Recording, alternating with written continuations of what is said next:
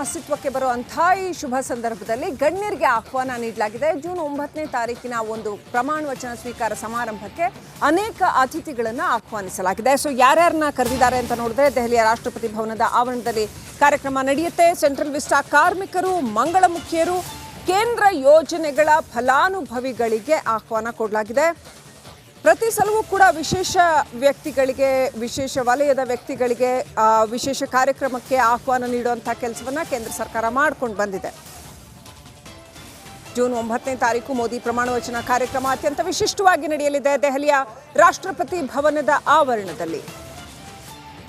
ಇನ್ನು ಅನೇಕ ಗಣ್ಯರಿಗೆ ಆಹ್ವಾನ ಕೊಡಲಾಗಿದೆ. ಈಗಾಗಲೇ ಗೊತ್ತಿರೋ ಹಾಗೆ ಬೇರೆ ಬೇರೆ ದೇಶಗಳ ಪ್ರತಿನಿಧಿಗಳು ಸೇರಿದಂತೆ ಅನೇಕ ಗಣ್ಯರಿಗೆ ಆಹ್ವಾನವನ್ನು ಕೊಡಲಾಗಿದೆ. ಅದರ ಜೊತೆಗೆ ವಿಶೇಷ ಅಂತಂದರೆ ಸೆಂಟ್ರಲ್ ವಿಸ್ಟಾ ಕಾರ್ಮಿಕರು ಮತ್ತು ಮಂಗಳಮುಖಿಯರು ಮತ್ತು ಕೇಂದ್ರ ಯೋಜನೆಗಳ ಕೆಲವು ಫಲಾನುಭವಿಗಳು ಇವರೆಲ್ಲರಿಗೂ ಕೂಡ ಆಹ್ವಾನ ಕೊಡಲಾಗಿದೆ.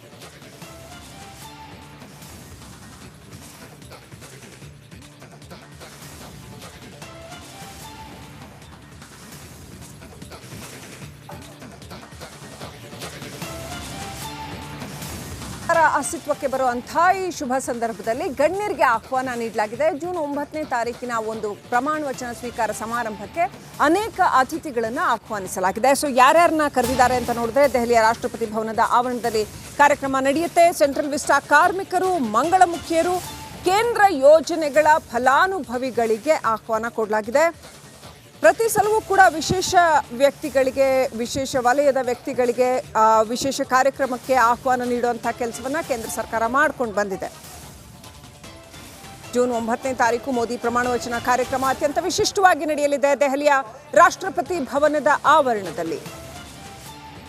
ಇನ್ನು ಅನೇಕ ಗಣ್ಯರಿಗೆ ಆಹ್ವಾನ ಕೊಡಲಾಗಿದೆ. ಈಗಾಗಲೇ ಗೊತ್ತಿರೋ ಹಾಗೆ ಬೇರೆ ಬೇರೆ ದೇಶಗಳ ಪ್ರತಿನಿಧಿಗಳು ಸೇರಿದಂತೆ ಅನೇಕ ಗಣ್ಯರಿಗೆ ಆಹ್ವಾನವನ್ನು ಕೊಡಲಾಗಿದೆ. ಅದರ ಜೊತೆಗೆ ವಿಶೇಷ ಅಂತಂದರೆ ಸೆಂಟ್ರಲ್ ವಿಸ್ಟಾ ಕಾರ್ಮಿಕರು ಮತ್ತು ಮಂಗಳಮುಖಿಯರು ಮತ್ತು ಕೇಂದ್ರ ಯೋಜನೆಗಳ ಕೆಲವು ಫಲಾನುಭವಿಗಳು ಇವರೆಲ್ಲರಿಗೂ ಕೂಡ ಆಹ್ವಾನ ಕೊಡಲಾಗಿದೆ.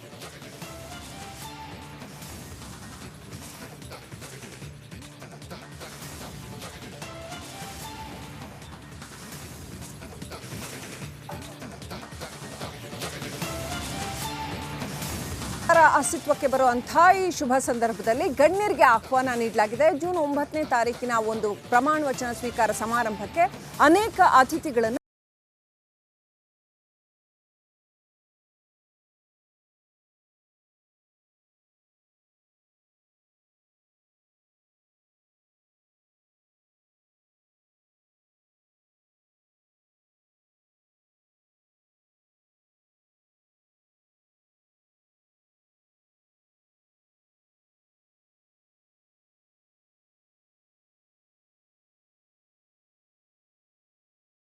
ಆಹ್ವಾನಿಸಲಾಗಿದೆ. ಸೊ ಯಾರ್ಯಾರನ್ನ ಕರೆದಿದ್ದಾರೆ ಅಂತ ನೋಡಿದ್ರೆ ದೆಹಲಿಯ ರಾಷ್ಟ್ರಪತಿ ಭವನದ ಆವರಣದಲ್ಲಿ ಕಾರ್ಯಕ್ರಮ ನಡೆಯುತ್ತೆ. ಸೆಂಟ್ರಲ್ ವಿಸ್ಟಾ ಕಾರ್ಮಿಕರು, ಮಂಗಳಮುಖಿಯರು, ಕೇಂದ್ರ ಯೋಜನೆಗಳ ಫಲಾನುಭವಿಗಳಿಗೆ ಆಹ್ವಾನ ಕೊಡಲಾಗಿದೆ.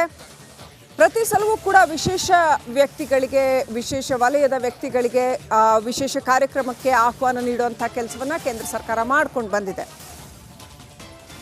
ಜೂನ್ 9ನೇ ತಾರೀಕು ಮೋದಿ ಪ್ರಮಾಣ ವಚನ ಕಾರ್ಯಕ್ರಮ ಅತ್ಯಂತ ವಿಶಿಷ್ಟವಾಗಿ ನಡೆಯಲಿದೆ ದೆಹಲಿಯ ರಾಷ್ಟ್ರಪತಿ ಭವನದ ಆವರಣದಲ್ಲಿ.